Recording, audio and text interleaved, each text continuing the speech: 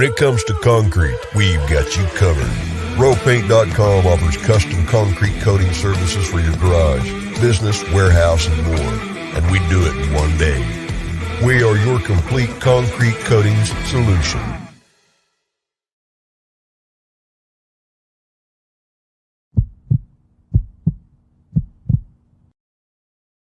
This is Bronco Nation News Live. The best interviews, the most informed opinions, the latest breaking news, all from the top Boise State insiders.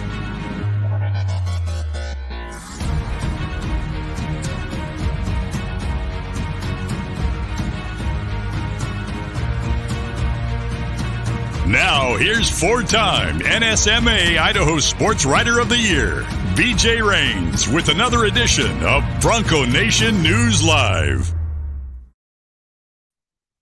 Well, greetings, Boise State fans. Welcome on in. Bronco Nation News Live here at BroncoNationNews.com. BJ Rains with you. I am in a better spot than Mike Prater is right now. I am here in Las Vegas at the Circa Resort and Casino. We announced a new deal with Circa last night, so on the way to Albuquerque, I kind of made the pit stop to stop by Las Vegas. Prater, I had to have a layover anyway. Figured why not make it a little longer, and with no direct flights to Albuquerque, and stopped in Vegas for the night, and had a lot of fun last night interviewing Derek Stevens, the owner here at Circa. That full interview's up on YouTube. We had our debut episode last night of BNN After Dark from the sports book downstairs, and now this is the view overlooking my hotel room here at the Stadium Swim outdoor pools and things like that. So, Prater, wish you were down here, man, but happy Thursday to you, man. I appreciate that, BJ, and I'm glad to see you down there working hard, taking care of some business. So I'm very jealous. That looks cool. I don't usually get in the pool at 8 o'clock in the morning, but if I was there right now, I'd be in that pool looking at some lines, looking at some numbers. It's the NFL football season and college football this weekend. BJ, I'm very much jealous. Thank you very much. Well, there's a little bit of a delay today, so we're just going to work through that and apologize with how that looks for folks. We don't have the usual Ethernet connection plugged in since I am here in Vegas on Wi-Fi. So if there are any issues or delays, I apologize in advance, and we're just going to work through that. But yeah, Prater, you got the NFL games. It's almost like your Wi-Fi has a hangover, and it's about 3 seconds slow this morning, BJ. Come on, what's up? Come on, well, it's Vegas. I'd rather have. If I had to choose me or the Wi-Fi, I'm glad it's the Wi-Fi. So we'll stick to that for right now. But we did have a lot of fun last night debuting the new BNN After Dark show. It's a subscriber-only show with Winston Venable and John Mallory last night. And each week, Winston's going to bring on a former teammate to kind of go down memory lane and tell some stories and things like that. And Tyler Shoemaker was the initial guest last night. Really enjoyed some of the stories about he was telling us about Ellis Powers and Sherm Blaser getting in a fight and having at Donna Larson Park, and Coach Pete made him hold hands on Broadway walking back to the facility after practice. A lot of great stories that we heard, but one Johnny was giving Winston a little bit of crap for his uniform and how tight that he wore it. And I did want to play a short clip here of Winston Venable from last night that subscribers got to see Winston Venable talking about the size of his jersey. And he puts Dale Holste on blast a little bit, the equipment manager. I got to clear that up. Can I clear that up real quick? Well, okay, go ahead. Yeah, go ahead, Winston. I mean, it's not even a big story. It's just I came in, I probably weighed in on my visit with Dale or first spring ball because I was a junior college transfer the spring of 2008. I was like 208 pounds. All right, maybe that's not going to work. Okay, it didn't work. Sorry about that, Prater. That's all right. Folks can subscribe. I've never had that happen before. That's what happens. It's supposed to play and it didn't play, so I guess so. But that you have to subscribe. If you subscribed, you would have seen the video. So I'll see if I can upload it. I'll see if I can upload it a different way. But either way, we'll move on for now. But anyway, the quarterback battle, Mike, is obviously getting all the talk around town. But the story I'm about to post online, obviously, is that there's a lot of other issues with this team, not just the quarterback play. I guess we'll get your take on the quarterbacks and move on to some other stuff, because to me there was a lot of other concerning things in the game than just Hank Bachmeier's play. But for you, I mean, I expect Hank Bachmeier to start. I expect him to play better. I think they probably still find a way to get Taylon Green into the game. What's your take on how things are probably going to go down tomorrow night in Albuquerque? Yeah, and just watching you and knowing what your beliefs are, what your opinion is on this, I think we're right on the same page. 100% agree that Hank Bachmeier not only should be your starting quarterback right now, and for the first time ever, I don't believe that 100% for the first time ever. I'm willing to have an open conversation, but I still have to come to a conclusion. And my conclusion is that Hank Bachmeier is your starting quarterback. I love what Bob Beeler said the other day on Idaho Sports Talk, just comparing it to a Cy Young MVP type of pitcher. He had a bad day. And I'm not going to say that Hank Bachmeier is a Cy Young quarterback because he certainly has warts over his career, but he has gotten better every year. He is a great leader in the locker room, and he had a really, really, really crappy day the other day with a lot of help from his teammates and his coaches. So let's put all those eggs into one basket. Hank Bachmeier, as your 4-year starter, should be the starting quarterback on Friday night against New Mexico with the short leash. We'll see how it shakes out. I'd be shocked if Boise State made any kind of decision other than Hank Bachmeier. If you put Hank Bachmeier on the bench for this game, you'll lose him for the entire season. And maybe that's good. Maybe 6 games from now, we'll say, oh my gosh, why didn't they do that earlier? Like so many different fans say, but the responsible thing to do right now is to start Hank Bachmeier and see what happens. I'm not even sure I want to see Taylon Green in a couple of packages. I think Hank Bachmeier's mind is so fragile right now that even if it's planned, him standing on the bench is going to trigger some emotional thoughts because we saw him last week.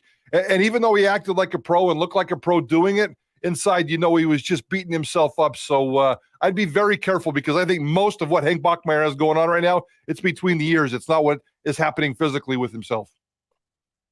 And even if he's playing well, what happens if Taylon Green comes in and does something crazy again, and then more people start clamoring to keep him in there longer in the game? So, yeah, maybe you don't just mess with it, but it's going to be fascinating because what kind of leash do they give him? I mean, if he has an early turnover, is it a quick hook? Do they let him try to work through some stuff because it is New Mexico? A lot of pressure on Hank Bachmeier to turn it around tomorrow night, and it's going to be very interesting to see. In terms of calling and kind of trying to get him in a rhythm, Mike, we heard that was some of the issues, potentially was them not doing a great job to help get the offense in a rhythm. They came out 3 straight passing plays, and then they had another drive where they did 3 straight running plays, and they were all, runs up the middle that were all for negative yardage. It just was some odd play calling, and I know there was a lot going on that the O-line was dealing with Ben Dooley being out. There's a whole lot of other circumstances, but what would you like to see in terms of Tim Plow's, first scripted set of plays here to try to get Hank Bachmeier and this offense in a rhythm?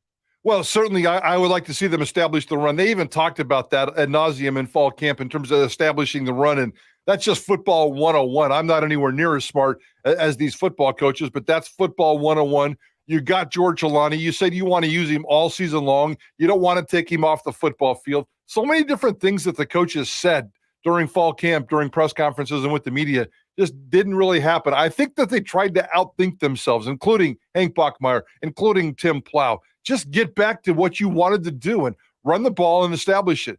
Rocky Long is the defensive coordinator at New Mexico, and it's going to be tricky. But over time, if you look at Boise State against Rocky Long, they average about 30 points a game against Rocky Long. I know the last couple of games haven't quite gone that way, but over time, Boise State can get 30-plus points on Rocky Long. Don't be intimidated. Come out, establish the run, punch them in the mouth just like a football team does, just like Rocky Long wants to do with you, and see if you can create some space and get Hank Bachmeier going, get him comfortable, a couple of short passes here, a couple of short passes there.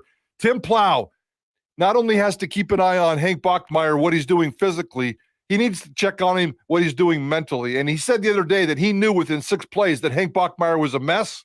You definitely have to keep an eye on that, regardless of what he's doing on the football field. Keep an eye on his ears. Keep an eye on what's going on between his head tomorrow night. No doubt about it, and I couldn't have been more dead wrong. And again, if I'm having some Wi-Fi issues, I think I apologize if folks can tell. It's hard for me to know sometimes what's going through to the folks, so apologize if anything is not perfect. But I agree with you, Mike. I mean, I was dead wrong. I thought Boise State would beat Oregon State pretty badly. I mean, I would be all over Boise State tomorrow night. I just have a feeling talking to these guys. You've been down there at the press conference as well.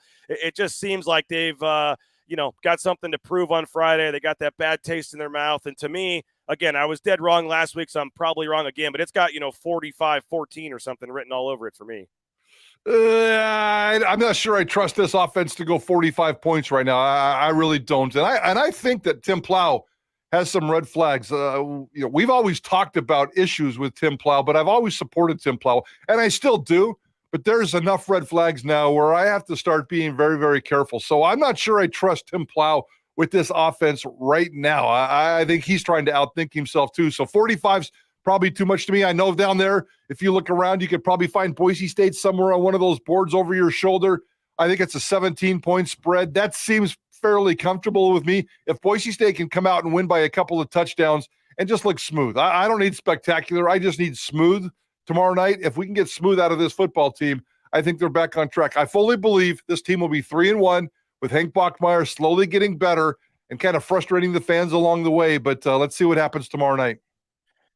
Yeah, it's right here, Mike. It's the top game on the second side, and the number that sticks out to me is 44 for the over-under. I didn't realize it was that low, 44. I guess they expect New Mexico use some clock with that triple option and not score a lot, but 44 seems a little low to me. That does seem a little bit low. I expect Boise State to get to at least, if Boise State, I don't see New Mexico scoring a ton of points in this game. If they get more than a couple of touchdowns, I think that'd be disappointing for this defense. I know New Mexico has got that triple option spread. They're playing it out of the shotgun now instead of under the center. There's some wrinkles that have Boise State on guard defensively, so they're going to get a couple of touchdowns. But if they get anything more than a couple of touchdowns and maybe a field goal, I'd be disappointed in this defense. I expect more out of this defense on Friday night. And Boise State, I 44 to 54 point range, and Boise State wins by a couple of touchdowns. That's kind of how I see this game.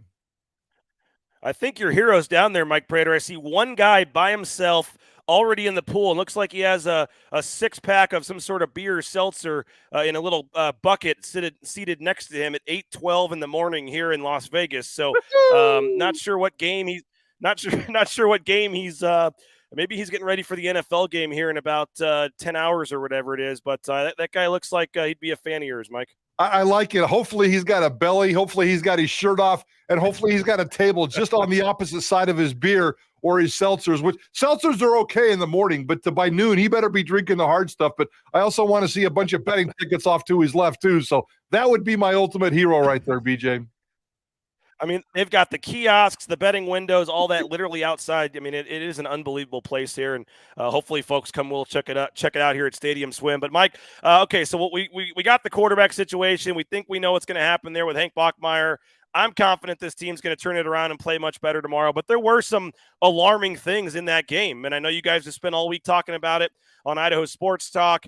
And we can go in a number of directions, but I guess we'll start with the offensive line / the running game. 25 yards rushing combined on 17 carries from your top two backs, George Helani and Ashton Genty. You know, Genty did some nice things in the receiving game, 6 receptions, but he had that fumble on the 2-yard line, which would have made the game 17-7 at that point. That was obviously a big fumble at that point in the game. Helani, 7 of Helani's 13 carries were for 0 or negative yards. He just couldn't get going, and a lot of that was the offensive line, and Andy Avalos admitted the interior of the offensive line just allowed way too much pressure and just did not play very well. You had Ben Dooley out, so, with Mason Rudolph getting his first start in there, but Keikani, Holimia Gonzalez, we talked a lot about him, and everyone pretty much admitted that he struggled in that game as well in his first game back in a while. So we thought the O-line was going to be a strength of this team, and it was not a strength on Saturday. We'll see what happens tomorrow. But for me, the O-line and the running game has to be better tomorrow night. I don't use this word very often when it comes to offensive line because it doesn't happen very often. And I know Boise State's had offensive line struggles, but that's the first time in a long time that I remember using the word smothered. Boise State's offensive line got smothered for 3 hours. Every time that there was a snap, it's like New Mexico. It's like Oregon State just took a blanket and put it over Boise State's offensive line and just smothered them. There was no space whatsoever, especially as you pointed out on the interior. George Helani is not the kind of guy that's going to take a handoff and sprint right or sprint left outside and try to get around the outside gap. That's just not going to happen with George Helani. He needs space, and he needs interior space, and there was 0 interior space. So, yes, the interior part of this offensive line was fine. I haven't heard anybody complaining about Ojukwu or Beresford, so I'm assuming the 2 outside tackle guys were fine. The inside of that offensive line was terrible. That's where George Alani works best. That's where George Alani needs space. And if they can't get that taken care of this weekend, that's a big, big sign and a big red flag. It'd be a lot of trouble for me, BJ. It's Keaton says Plow is coaching for his job, in my opinion. I imagine he'll want to finally hit that half 100. Not sure if they quite get there, but there is probably something to, it's funny, Mike, they talked about going into the last game, they wanted to shut everybody up and play, and prove everybody wrong and all that. Well, now they're pretty much having to do it again here. They are. And let's make one thing perfectly clear. 100%. Tim Plow is not playing for his job. Stop it, you guys. It's not going to happen. Andy Avalos is not going to fire his offensive coordinator after 1 or 2 games into the season. And not only is he not going to do that, that would be completely unhealthy for your football program. It's just not going to happen. This offense is not good right now. Last week was certainly disappointing. They have a lot of things to fix. And maybe if this happens for another month or 6 weeks, then we can certainly talk about that. Tim Plow is not coaching for his job. That's a ridiculous thing to say, guys.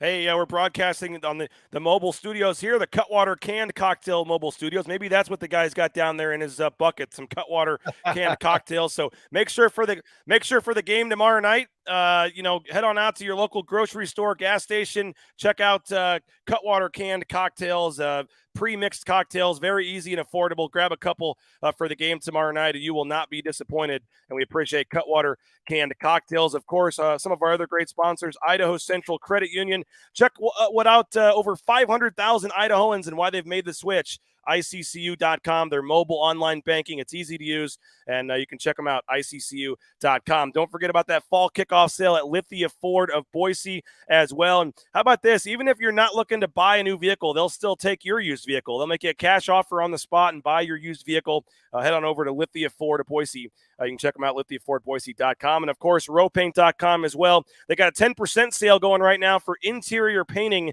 in the winter. So if you want to paint the inside of your house, you get a 10% discount. Just tell them you heard about it on Bronco Nation News. They're also still doing those concrete coatings for your garage, your back patio and things, but while the weather is still nice. So make sure you check out rowpaint.com. Okay, a couple of other issues in the game. We can go in a number of directions, Mike, but I'm going to go to special teams first because, we heard how great James Ferguson Reynolds was going to be punting the ball. We heard about Jonah Dalmas and saw what he did last year, only missing 2 field goals all season. He comes out and misses 2 field goals in the game, and that one right before half was kind of just a perfect summary of how the game had been going.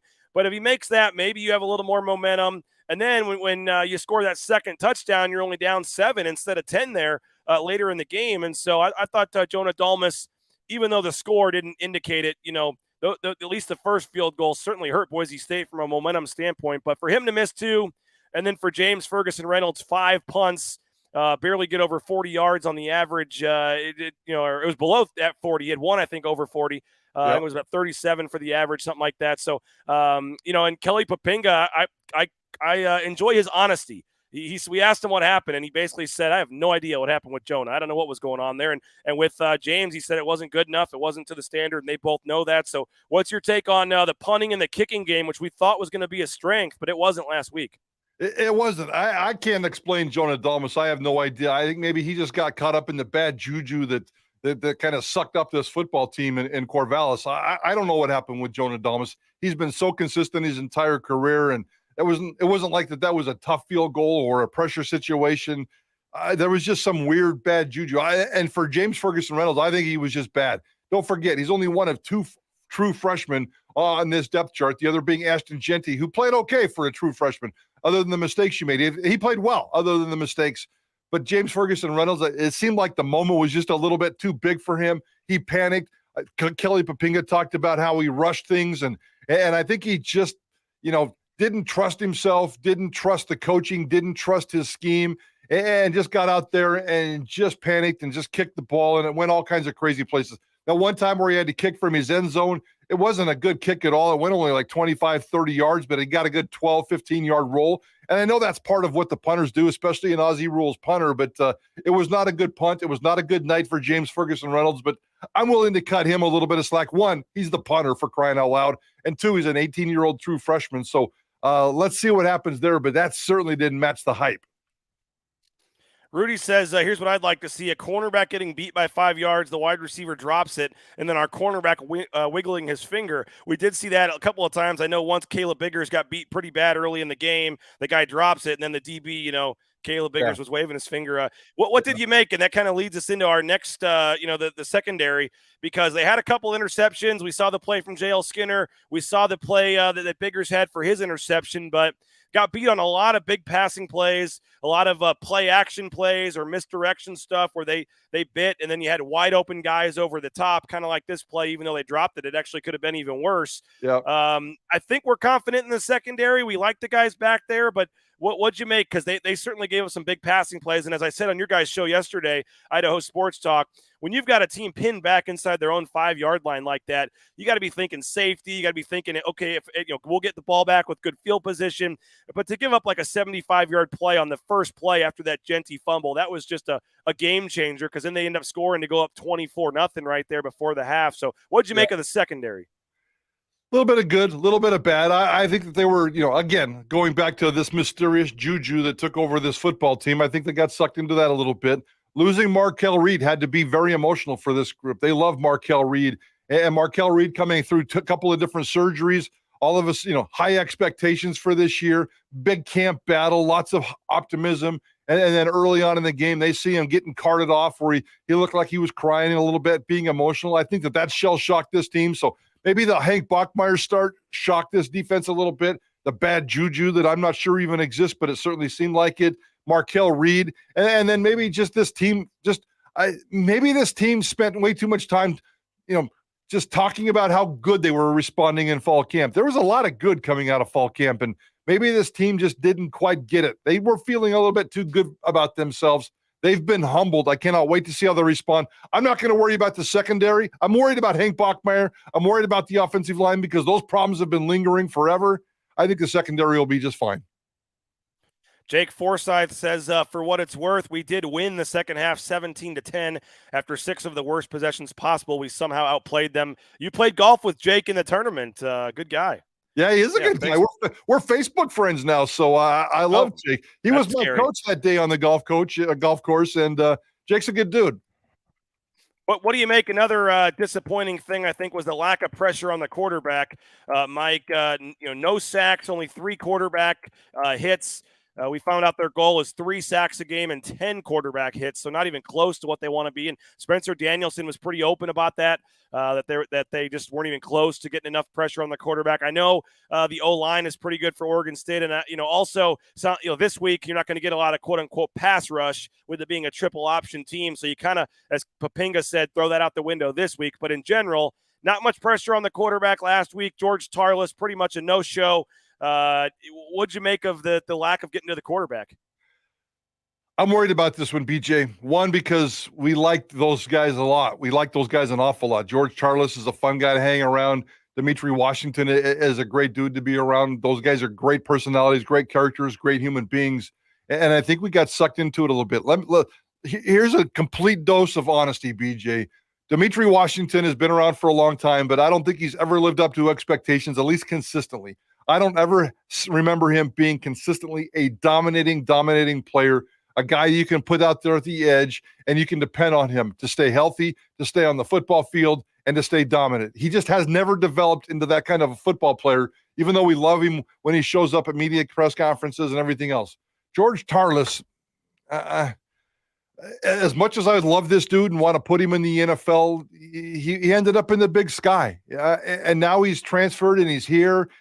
He's an older guy. I didn't see hardly any explosion out of him, any speed out of him, any kind of hip movement out of him. He looked very, very stiff. He looked very, very slow. I'm not sure if he was overthinking it because he's one of these, thinking, methodical type of a football players, which is fine. It's beautiful. I wrote about it in one of my columns, but I just don't see that translating into a dominating edge on the football field. And I need to see it from both these guys. I have a feeling that problem may linger, and I can't wait to see how it develops. I hope I'm wrong, but I think George Tarlas and Dimitri Washington, they need to show me that they can be the dominant players that we thought they were going to be a couple of weeks ago. Anything you liked from the game, Mike Prater? We did like the linebackers. I've been a little bit harsh on Noah and Schramm, and those guys came to play. They were rock solid in the middle. That gives me a lot of hope there. I think Beresford and Ojukwu were pretty good on the edges. I do credit Tim Plow and Andy Avalos for making the poll on Hank Bachmeier. I thought that was a good, smart move. It was pretty obvious that it had to happen, but Tim Plow said within 6 plays, I knew we had to do this. They started that conversation 6 plays. And by the time that it was obvious that it had to happen, they pounced on it. So that's not always an easy call to make, especially in your first quarter of your first game, again with your fourth-year starting seniors. So I'm going to give them credit for that decision. Did anything else go okay? JL Skinner played okay. I'm going to leave it at that, BG. I think that was about it. So what's the headline on the post-game show Friday night? And when we get back on Monday morning for me and Johnny's hit for Idaho Sports Talk on Monday, the Hammerhead and the Idaho Press on Saturday, or at BroncoNationNews.com. How do you see this game going out on tomorrow night, and maybe what storylines you have a feeling might develop? It's not a clever headline, but, Broncos bouncing back is kind of the theme for me tomorrow, and how they can bounce back. And I need to see it across the board. When I say bounce back, I'm not even talking about a score. I need to see a good, solid, comfortable score, but I need to see everybody on this football team step it up just a little bit. If there's one unit that takes a step back, that's too much. I want to see every unit, every player take a step up. I think the opportunity is there. Let's not get carried away. New Mexico is not a good football team. They're going to be a little bit pesky, and Boise State's back on its heels. So it's not going to be pretty. It's not going to be perfect, but I need Boise State just to bounce back at every single player, every single position, every single coach. I almost feel like it's a no-win situation for Hank Bachmeier tomorrow. I mean, it's New Mexico. I get it. It's Rocky Long, but if he goes out and throws for 300 yards, do we say Hank Bachmeier's back, or do you say he played New Mexico? I'm not going to say Hank Bachmeier's back. He'd have to go crazy tomorrow. 500 yards and 5 touchdowns. That's not going to happen. And even if he's just good, we can't say Hank Bachmeier's back. There's too much of a body of work, too inconsistent of a body of work.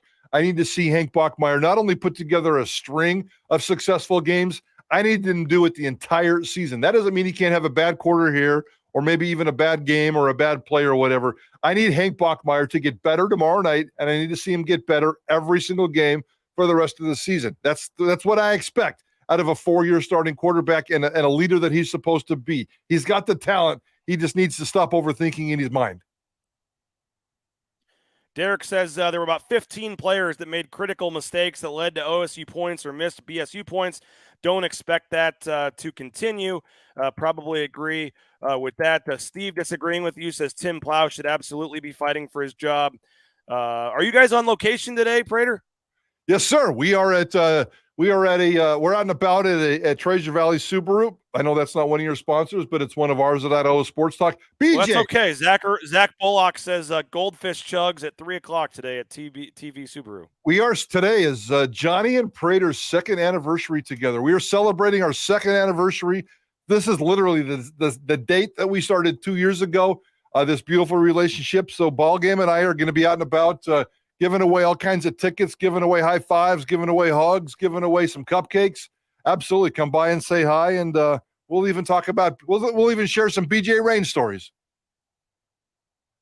I remember what I was doing. I was cutting my grass in the backyard. I vividly remember the very first show 2 years ago with you and Johnny. And I remember I usually listen on the podcast, but I got the app working and I listened live while cutting my grass. And I remember the song coming in, and I remember vividly. I remember JP calling him the ball game, and then he found out it was ball game. I remember all the going back to the first day. It was that was a fun. It's crazy. That's been 2 years already, and you guys do a heck of a job together, and we're thankful to have you guys both and JP and all the folks at KTIK partnering with us here at Bronco Nation News. So truly appreciate it, Mike. Hopefully folks will be out there today 3 to 6 and listening to your show as well. And like I said, I couldn't get the video to work. It's making me mad. But Winston Venable, Tyler Shoemaker told some hilarious stories last night. Go ahead to our page. If you're a subscriber, you have the link. If you're not a subscriber, subscribe, and I'll send you the link for previous shows. And every Wednesday, 8:00 now, is our new show, BNN After Dark, and we'll have Winston on with a former player telling stories and going down memory lane, and it'll be a lot of fun. So a lot of big things happening at Bronco Nation News, and hopefully folks will want to be a part of it. Still giving out that Blue and Orange Store gift card, $25. Got a couple left for anybody that subscribes to a 1-year subscription. So, Mike, appreciate your time. Thanks, everybody, for listening. Sorry for any of the Wi-Fi issues or anything that we had today, but another good show, and we'll see what happens tomorrow night. Should be an interesting one, Mike. BJ Rains, appreciate it. Safe travels, and stay out of the pool. Don't go get in the pool. No pool action for you. No, I got a couple stories to write still, and got a flight to catch this afternoon. So probably no. Why would I need to go down there when I got the view right here out the window? So I'm okay for today. But appreciate it. Thanks to Mike. Thanks to JP. Everybody have a great day. Big one tomorrow. We'll be listening 3 to 6 with Prater and Johnny, and then Jay Tuss and I tomorrow will be live in Albuquerque at 9 a.m. to get you set for the game. So have a great day. We'll talk to you later. Bronco Nation News, BroncoNationNews.com.